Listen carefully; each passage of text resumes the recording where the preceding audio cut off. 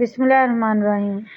فرمان رسول اللہ صلی اللہ علیہ وآلہ وسلم ہے کہ جسے یہ بات پسند ہو کہ وہ صورت اور سیرت میں حضرت عیسیٰ علیہ السلام کے مثل کو دیکھے تو وہ ابو ذر کو دیکھ لے۔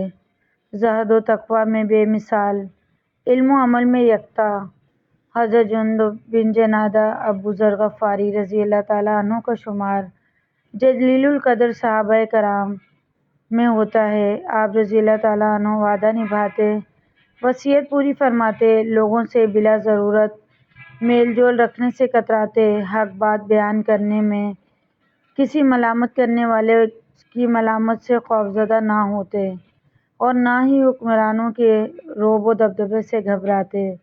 ہر طرح کی مشقتوں اور تکلیفوں میں بھی دین پر ثابت قدم رہے۔ ایک مرتبہ آپ رضی اللہ تعالیٰ عنہ کے ایک غلام نے آپ کی بکری کی ٹانگ توڑ دی۔ آپ نے وجہ پوچھی تو اس نے کہا، میں آپ کو غصے میں دیکھنا چاہتا تھا تاکہ آپ مجھے مار کر گناہگار ہوں۔ فرمایا، جس نے تمہیں اس کام پر ابھارا یعنی شیطان نے، میں اسے ناراض کروں گا۔ پھر آپ نے غلام کو آزاد فرما دیا۔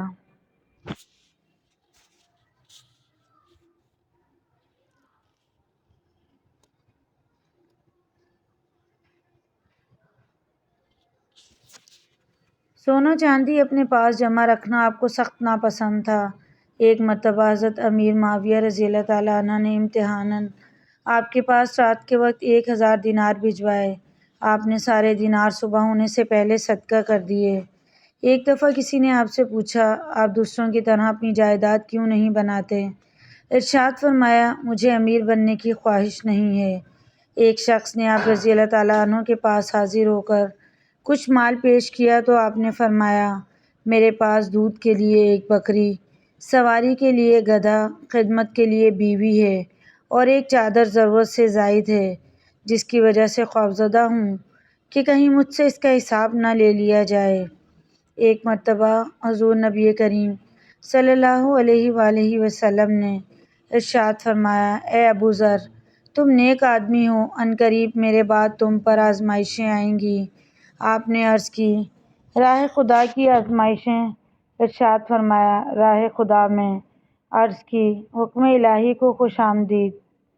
غزوہ تبوک کے سفر میں آپ سب سے الگ چل رہے تھے۔ یہ دیکھ کر نبی رحمت صلی اللہ علیہ وآلہ وسلم نے فرمایا، اے ابو ذر، تم تنہا چلو گے، تنہا وفات پاؤ گے اور تنہا ہی اٹھائے جاؤ گے۔ امام الانبیاء نبی کریم صلی اللہ علیہ وآلہ وسلم نے فرما دیا، وہی ہو کر رہا۔ چنانچہ نبی کریم کے وصال کے بعد آپ نے شام کے ایک گاؤں میں مستقل رہائش اختیار کر لی۔ پھر حضرت عثمان غنی رضی اللہ تعالیٰ عنہ کے دور خلافت میں دمشق چلے آئے اور وعظ و نصیحت کا سلسلہ جاری رکھا۔ زندگی کے آخری ایام مدینہ کے گرد و نواح میں موجود مقام زندہ میں گزارے۔ حضرت ابو ذر غفاری رضی اللہ تعالیٰ عنہ کا وصال سن 32 ہجری میں ہوا۔ بوقت وصال آپ کی اہلیہ محترمہ حضرت ام ذر رضی اللہ تعالیٰ عنہ رونے لگیں تو آپ نے پوچھا، کیوں رو رہی ہو؟ عرض کی، میرے پاس اتنا کپڑا نہیں ہے کہ آپ کو کفن دے سکوں۔ آپ رضی اللہ تعالیٰ عنہ نے فرمایا، ایک مرتبہ ہم چند افراد سے رسول اللہ صلی اللہ علیہ وآلہ وسلم نے ارشاد فرمایا، تم لوگوں میں سے ایک شخص کی موت ویرانے میں ہوگی اور اس کے جنازے میں مسلمانوں کی ایک جماعت حاضر ہوگی۔ پھر آپ رضی اللہ تعالیٰ عنہ نے مزید فرمایا، اس وقت وہاں موجود تمام لوگ کسی نہ کسی شہر یا گاؤں میں انتقال کر چکے ہیں، اب میں ہی ان میں سے باقی ہوں اور مجھے یقین ہے کہ میں ہی وہ شخص ہوں، لہٰذا اب تم باہر جا کر دیکھو، مسلمانوں کی کوئی نہ کوئی جماعت ضرور آتی ہوگی۔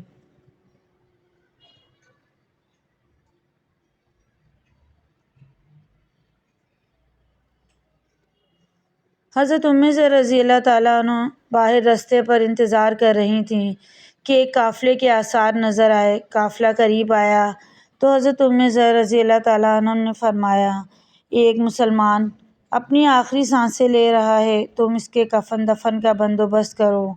قافلے والوں نے پوچھا، وہ کون ہے؟ فرمایا۔ صحابی رسول حضرت ابو ذر غفاری یہ سنتے ہی قافلے والے بے چین و بے قرار ہو گئے اور بے تابانہ آپ کے پاس پہنچے۔ آپ رضی اللہ تعالیٰ عنہ نے انہیں چند وصیتیں کیں اور اپنی جان آفریں کے سپرد کر دی۔ ایک قول کے مطابق اس قافلے میں موجود صحابی رسول حضرت عبداللہ بن مسعود رضی اللہ تعالیٰ عنہ نے آپ رضی اللہ تعالیٰ عنہ کی نماز جنازہ پڑھائی۔ اللہ تعالیٰ کی ان پر بے شمار رحمتیں نازل ہوں، آمین یا رب العالمین۔